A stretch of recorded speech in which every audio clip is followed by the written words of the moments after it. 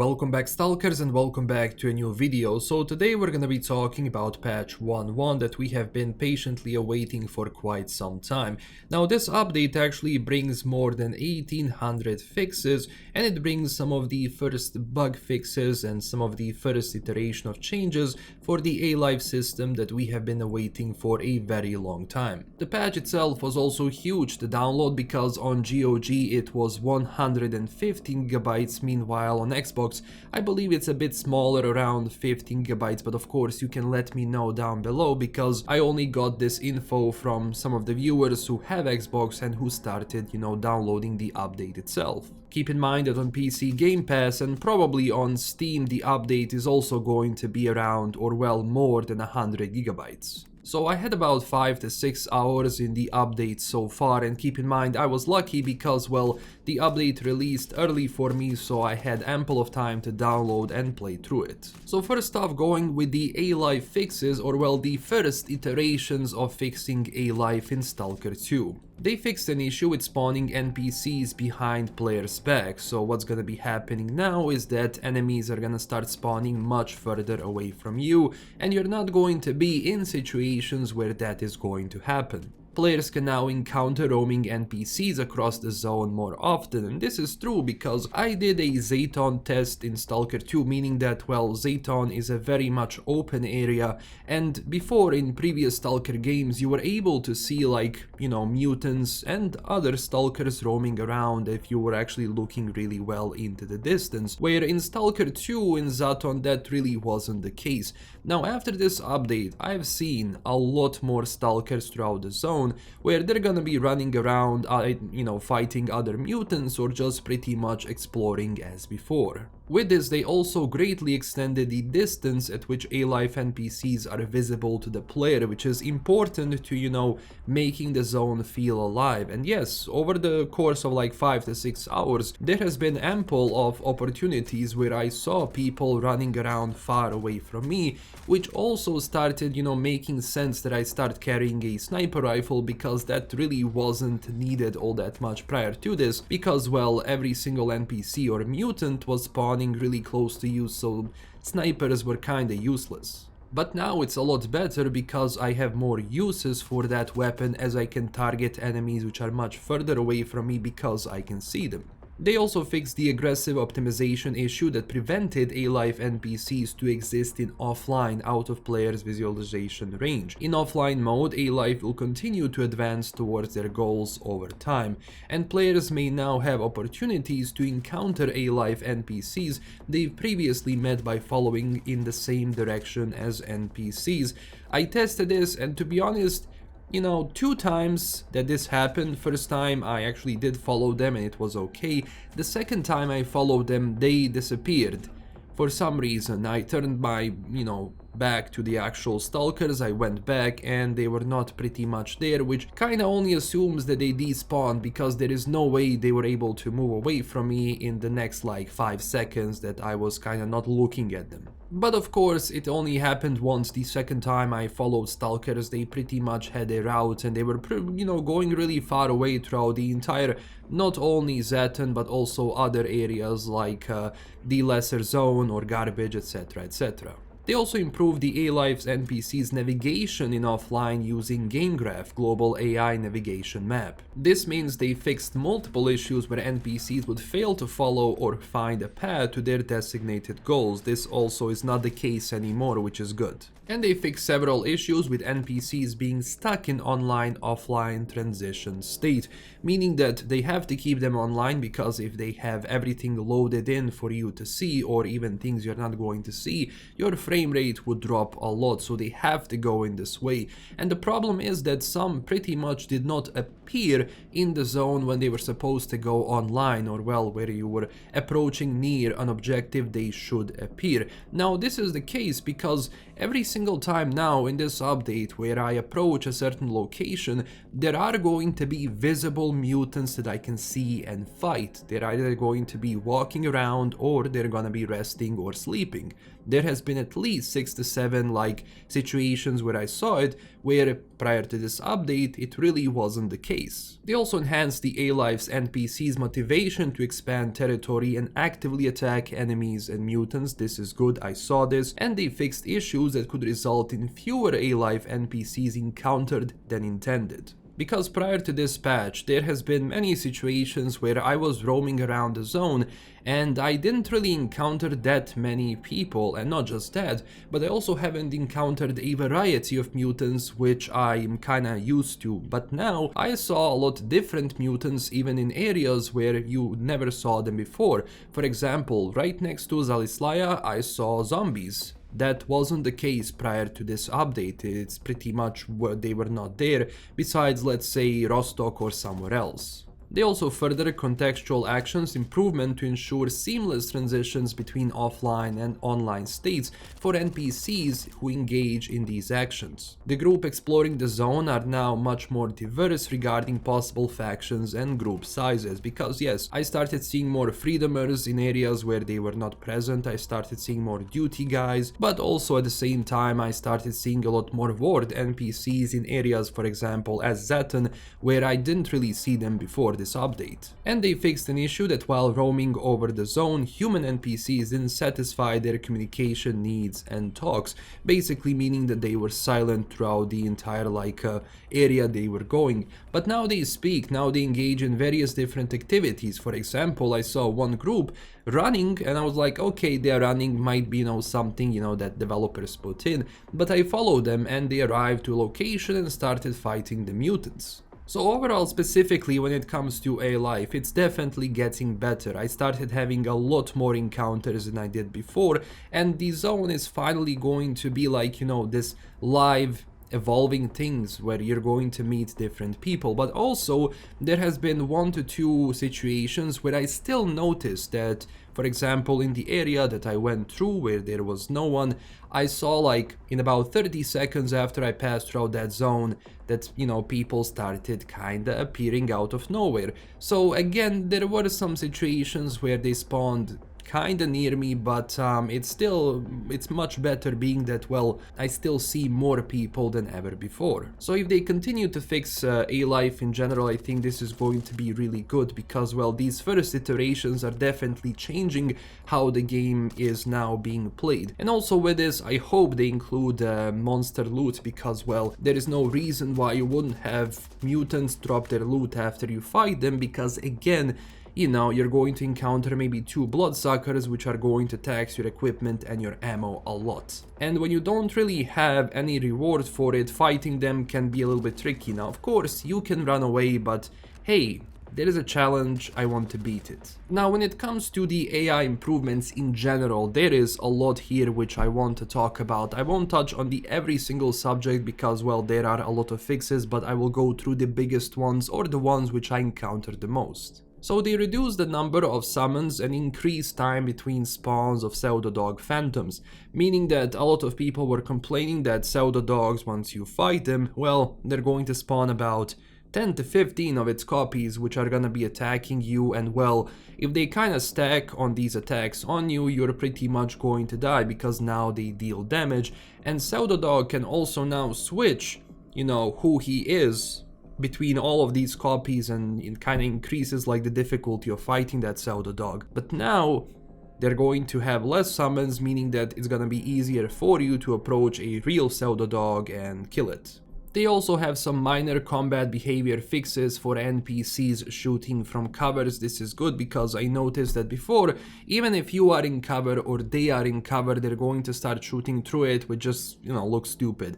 But now they kind of try to find you a little bit more. I noticed this especially when I was fighting the military, or well, the military checkpoint, because they started approaching in a way they were not doing it before, trying to flank me a lot more than they did prior to this update. Usually, before patch 101, they kinda hide around and they slowly start approaching you from a frontal position.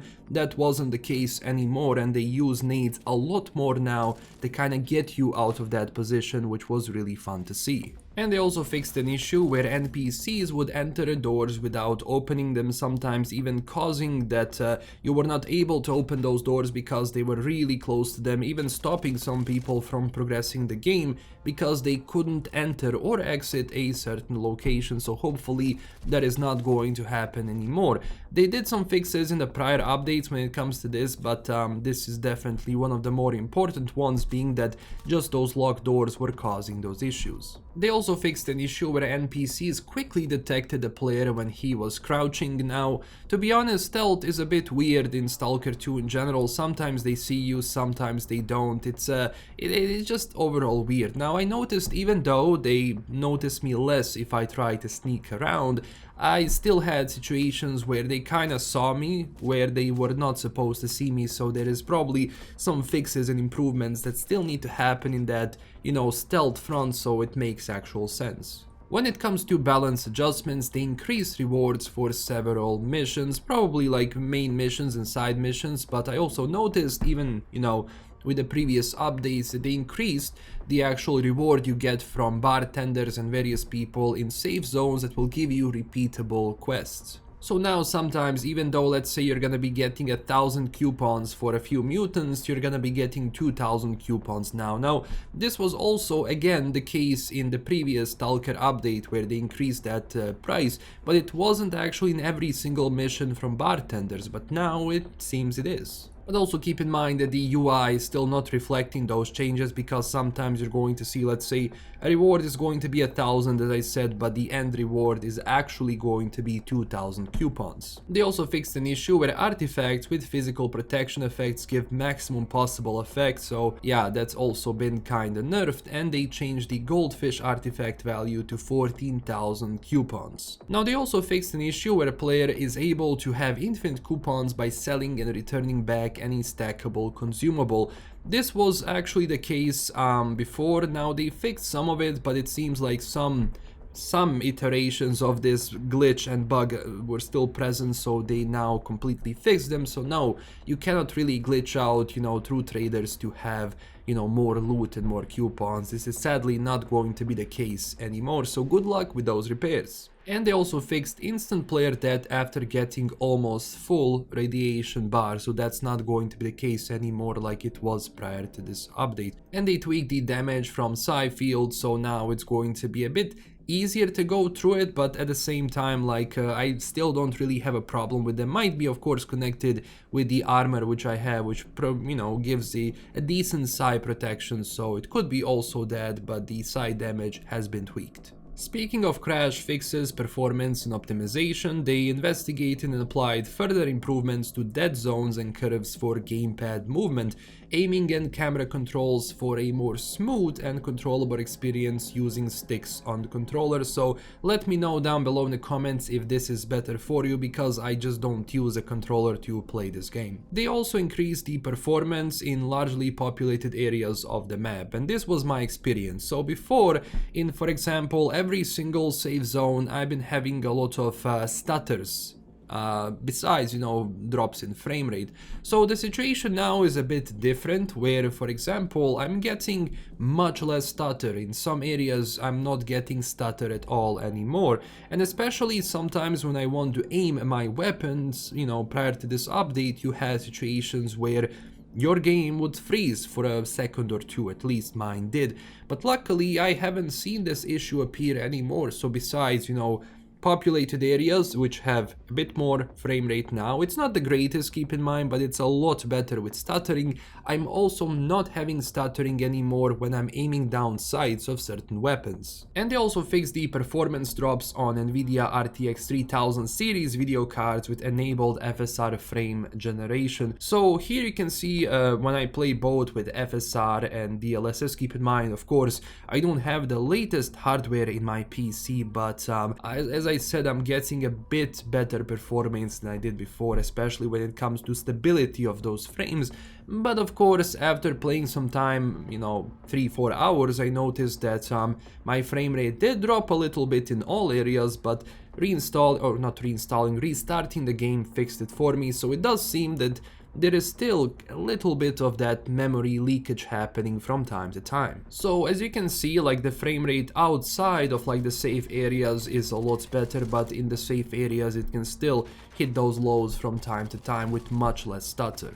They also fixed a lot of things when it comes to cutscenes and mainline missions and story progression. If I went through every single change here, it would take me at least an hour, and I actually reloaded some of my saves where I was stuck in certain areas, and to be honest, they were fixed.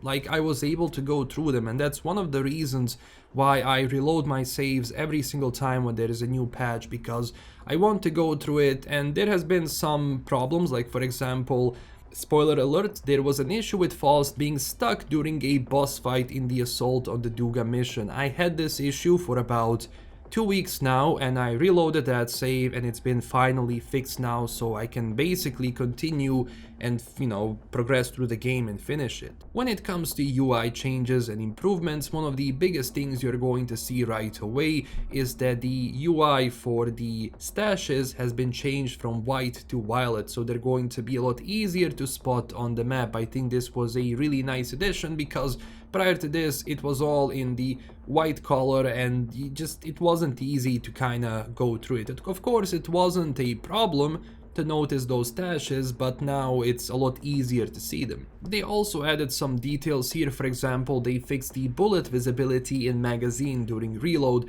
and they added the splashing sound for bolts hitting the water surface. Now, one of the things when it comes to reloads in general, I still think that Skiff should be able to reload if he is sprinting, because again, I still feel that sometimes, cancelling out the reload just like that after you go into a sprint is weird, especially because we don't have layered reload. That means if I take out my magazine from my gun and I start sprinting, okay, like stop reloading. But then if I stop running and I continue my reload, I just want Skiff to take the new magazine, put it in the weapon and load the actual bullet in the chamber. Now what pretty much happens is that every single time the animation is going to restart from the beginning. So even if the magazine drops on the ground, when you redo the animation, the magazine is magically going to appear in the weapon. I think either allow Skiff to reload when he's sprinting, or just pretty much have this tiered, layered reload where things are gonna be moving in, a bit more natural way and they're not going to reappear. Now, they also did a couple of changes when it comes to some armor and weapons. First off being that they fixed an issue where the player would approach a mission location and a new weapon would randomly spawn and equip in hand. This happened many times to me, and look, as much as I enjoy the zone giving me new weapons, almost every single time that the weapon was given, it's always in the worst condition possible, so you still have to spend money on it to repair it, which wasn't really, something you're going to do, especially if that's a weapon you already have, and in most cases it was either an SVD or something similar which was spawning for me. They also enabled upgrades for the X7 suit, so if you're using one, go to the actual mechanic, because now you can upgrade it. And they also added the possibility to revert detachment of pre-installed modules in upgrade menu. This is really good. They also added unique markers for mutants with electro colors, so you're gonna be spotting them a lot easier than before. And in general, they reworked UI of system notifications for received items, so now they're going to be a lot more quicker and a bit smaller than before. Also keep in mind that they fixed technicians not being able to install certain armor upgrades, so now if you go to any technician basically in the zone, some of the things you were not able to upgrade before, especially some of the early on armors which kinda didn't make sense, you couldn't upgrade, now you will be able to do it. And besides all of this, they have over 500 fixes for foliage, texture, bugs, collisions, error, VFX related fixes, non-destructible objects and more. Now sadly for these 500 fixes, which is probably a lot, we don't have detailed explanation of what was fixed. So these were all of the changes for update 1.1.